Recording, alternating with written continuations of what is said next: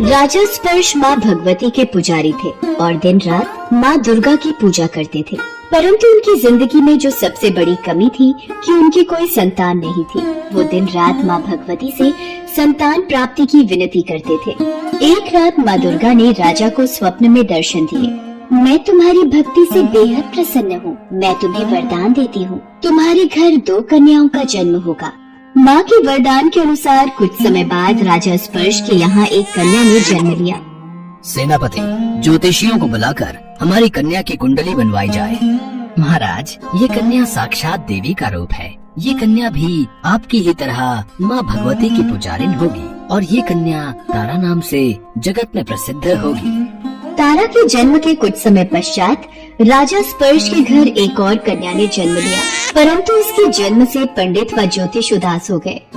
क्या हुआ? आप सब महानुभाव कुंडली देखकर उदास क्यों हो गए? हे राजन, ये कन्या आपके लिए शुभ नहीं है। आपकी दोनों कन्याएं पूर्व जन्म में देवराज इंद्र के दरबार की अप्सराएं थी। दोनों अप्सराएं पृथ्वी लोक पर भ्रमण के लिए आईं और मनुष्य रूप में रहने लगी। बड़ी बहन का नाम तारा और छोटी बहन का नाम रुक्मणी था। एक दिन एकादशी का व्रत था। तारा ने अपनी छोटी बहन रुक्मण से कहा, रुक्मण, आज एकादशी का व्रत है, अतः तुम जाकर बाजार से कुछ फल ले आओ। रुक्मण बाजार चली जाती है। अरे वाह, मछली के पकौड़े, कुछ पैसों के पकौड़े खा लेती हूँ। क्या बात है रुक्मण, तुम फल नहीं खाओगी? नहीं, वो मैंने बाजार में मछली के पकौड़े खा लिए। रुक्मण, तुमने एकादशी के दिन मांस खा लिया। तुम्हें पता था ना आज एकादशी का दिन है। मेरा श्राप है कि तुम निम्न योनियों में गिरकर और छिपकली बनकर सारी उम्र ही कीड़े मकोड़े खाती रहना। वहीं गुरु गोरख नामक ऋषि अपने शिष्यों के साथ रहते थे। एक दिन उनका घमंडी शिष्य पानी का कमंडल लेकर तपस्या में बैठा था। तभी कपिला गाय आई और उस कमंडल में पानी पीने के लिए मुंह डाल दिया। अरे, कमंडल का जल जूठा कर दिया, अब तुझे दंड मिलेगा।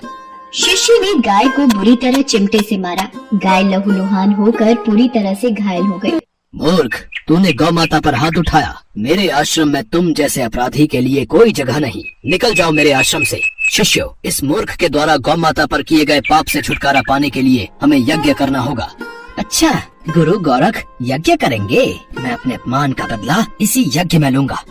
यज्ञ शुरू हो गया और उस घमंडी शिष्य ने पक्षी का रूप धारण किया और अपनी चोंच में सांप लेकर प्रसाद में फेंक दिया।